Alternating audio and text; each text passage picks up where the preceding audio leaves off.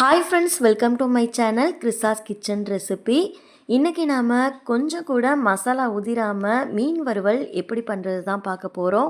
இதில் நம்ம சேர்த்துருக்க மசாலாவோட டேஸ்ட்டே அட்டகாசமாக இருக்கும். கடையில் வாங்கி சாப்பிட்ற மீன் மாதிரி ருசியாக இருக்கும். வீட்டில் இருக்க எல்லாரும் கேட்டு விரும்பி சாப்பிடுவாங்க.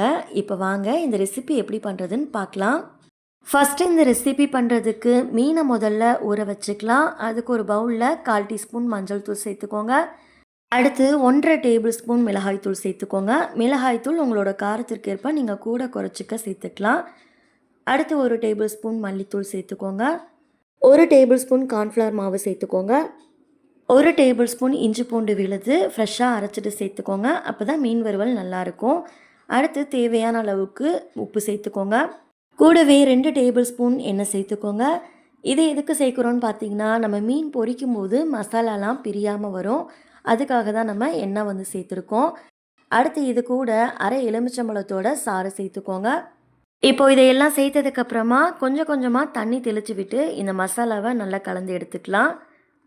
தண்ணி ஒரேடியாக சேர்த்துடாதீங்க. கொஞ்சம் கொஞ்சமாக தெளித்து விட்டு தண்ணி சேர்த்து மசாலாவை நல்லா கலந்து எடுத்துக்கோங்க. நீங்கள் எவ்வளோ மீன் எடுத்திருக்கீங்களோ அதுக்கேற்ற மாதிரி கூட குறைச்சிக்க மசாலா சேர்த்துக்கோங்க. நான் இன்றைக்கி 400 கிராம் அளவுக்கு மீன் எடுத்திருக்கேன்.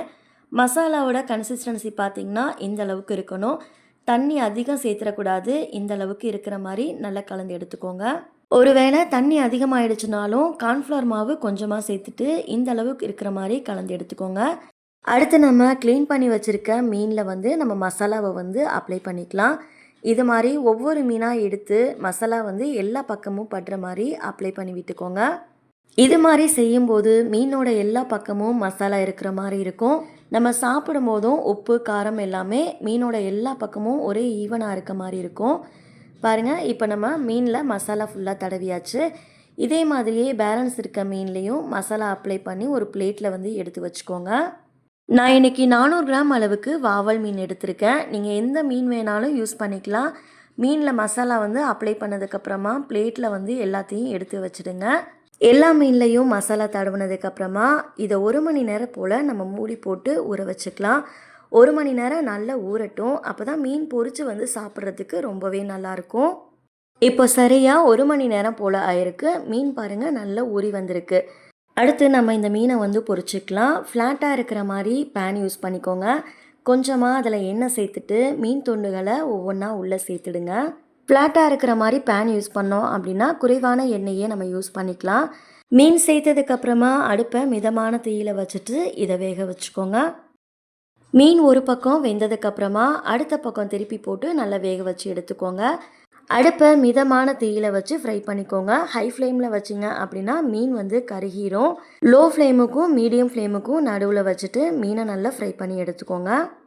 இப்போ பாருங்கள், மீன் உடையாமல் நல்லா வெந்து வந்திருக்கு. இந்த அளவுக்கு 2 பக்கமும் செவந்து வந்ததுக்கப்புறமா மீன் எல்லாத்தையும் நம்ம வெளியில் எடுத்துடலாம். இதே மாதிரியே பேலன்ஸ் இருக்க மீன் எல்லாத்தையும் நம்ம ஃப்ரை பண்ணி எடுத்துக்கலாம். வெளியில் எல்லா மீனையும் எடுத்ததுக்கப்புறமா ஒரு பிளேட்டில் டிஷ்யூ பேப்பர் போட்டுட்டு அதில் வச்சுடுங்க. எக்ஸ்ட்ரா இருக்க ஆயில் எல்லாமே இழுத்துடும். அவ்வளோதான். கொஞ்சம் கூட மசாலாலாம் பிரியாமல் மீன் உடையாமல் மீன் வறுவல் சூப்பராக தயாராகிடுச்சு. பார்க்கும்போதே சாப்பிடணும்னு தோணும். ரொம்ப ருசியாக இருக்கும். கண்டிப்பாக இதே அளவுகளோட நீங்களும் வீட்டில் செஞ்சு பாருங்கள். செஞ்சு பார்த்துட்டு எப்படி இருந்ததுன்னு மறக்காமல் உங்களோட ஃபீட்பேக்கை ஷேர் பண்ணிக்கோங்க. இந்த ரெசிபி உங்களுக்கு பிடிச்சிருந்தது அப்படின்னா லைக் பண்ணிவிட்டு சேனலை சப்ஸ்கிரைப் பண்ணிக்கோங்க. நெக்ஸ்ட் ஒரு ரெசிபி வீடியோவில் பார்க்கலாம். தேங்க்ஸ் ஃபார் வாட்சிங். பபாய்.